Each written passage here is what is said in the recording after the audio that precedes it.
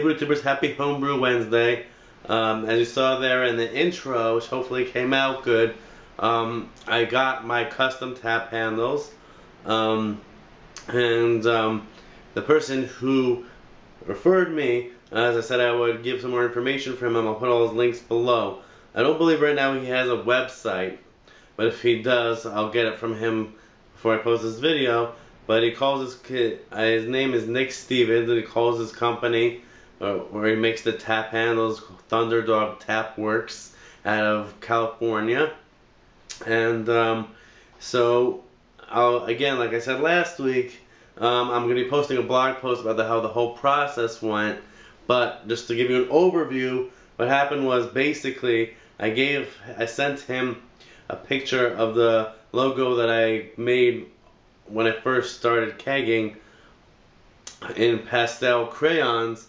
I sent him a picture of that I had taken a long time ago and put in my computer for reference and for making labels. And then we went back and forth, you know, creating a design that would go well on the tap handles, and then went back and forth to decide in the end that we'd have 4 different hardwoods, one for each tap handle to correspond to the color of the beer on tap. Now, happens to be that the color of the first 2 beers I have on tap, this one is my Belgian Pale Ale, or Bierat Habayet, or Belgian House Beer.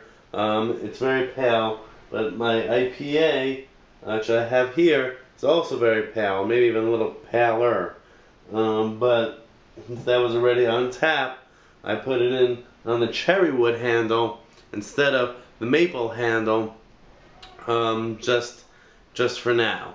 But just to give you a quick tasting, like I said I would do last week, of the Belgian Pale Ale, the ounce of Nelson Sauvin really brought a lot of fruitiness and kind of really dialed down the yeast character and brought out more of the beer that I would want.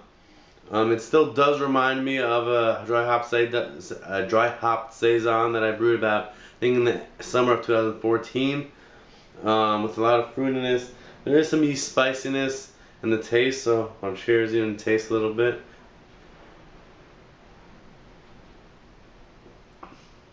Yeah, in the aftertaste, and I've realized I've had a few glasses from the keg already, that there is some yeast spice that builds, and yeast character does build up on your palate. But overall, up front, it is yeast forward. I mean, it is hop forward. That fruity, like papaya, and tropical fruits, and there's an overall really pleasurable, really sessionable Belgian ale, which is really what I want for this recipe. So in other words, the yeast to be present, and really a major flavor, but not too major that it overtakes the hops, which I was doing before. That's what I was trying to say. So as you drink it, the more and more of that dry, yeasty spiciness, not overly spicy, but enough spice, enough Belgian yeast dryness comes in and kind of cleans the palate up. And, you know, the lingering flavor is like a Belgian ale, like bready, dry, slightly spicy flavor. So overall, I'm pretty happy with it. So for the rest of this video, first of all, I want to tell you that I'm going to be brewing an ESB this Sunday, called Extra Precious Bitter. It's a nod to my wife and I's love of the Lord of the Rings movies. Must have the precious, sneaky little hobbitses. So instead of special, we're calling it Precious. And I'll show the label in the video here, so you'll know more what I'm talking about. So I'm going to be brewing that brew in the bag, just to make brew day a little quicker, a little neater, and because it is a low gravity beer and there's not much of a challenge that really needs for conversion, I thought I'd try to end, because I'm probably going to have to be doing more brew in the bag to save time once the baby gets here in 8 weeks, give or take. I'm going to try to train myself to do more brew in the bag brews. The rest of this video, like you saw, I did already install all 4 tap handles, but I do want to show you a little bit of what it took to install them. So I'm gonna go ahead, take one off, and show you me putting it on, just to give you a little tutorial, to bring a little more education to this video. But otherwise, I'll grab the beer back. Otherwise, I hope you guys are brewing some great beers. And if you guys are building keezers or have a keezer, custom tap handles is another way to deck out your keezer. And they were pretty affordable. So again, I'll put Nick's contact info in the description of this video. And if you wanna, put together custom tap handles with him, you can talk to him and see what he's willing to work out with you. So cheers, happy Homebrew Wednesday, and keep on brewing great beer. What's that? This, my friend, is a pint. It comes in pints? Oh. I can get you one. Alright guys, so as you see, I took off the cherry wood handle. Again, we have maple, it might be hickory, I'm pretty sure it's maple, walnut, and mahogany. So it's maple, walnut, mahogany, still on there.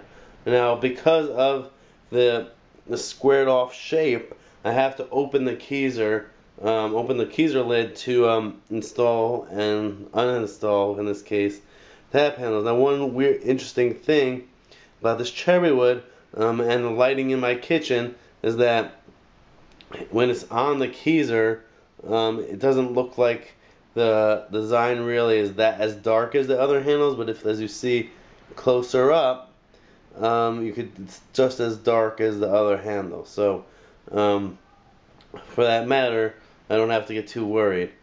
So one thing I realized when I was installing them was that once you got it tight and screwed on, of course once the lid of the keezer was open, is that it's not facing forward like these three are. So what did I have to do is I had to adjust this knob right here, I don't know the exact name for it, to make sure that the actual tap handle was nice and tight onto the faucet. So I'll show you what I mean by actually installing it. So again, in this case I have to turn it this way, it's righty-tighty. Okay.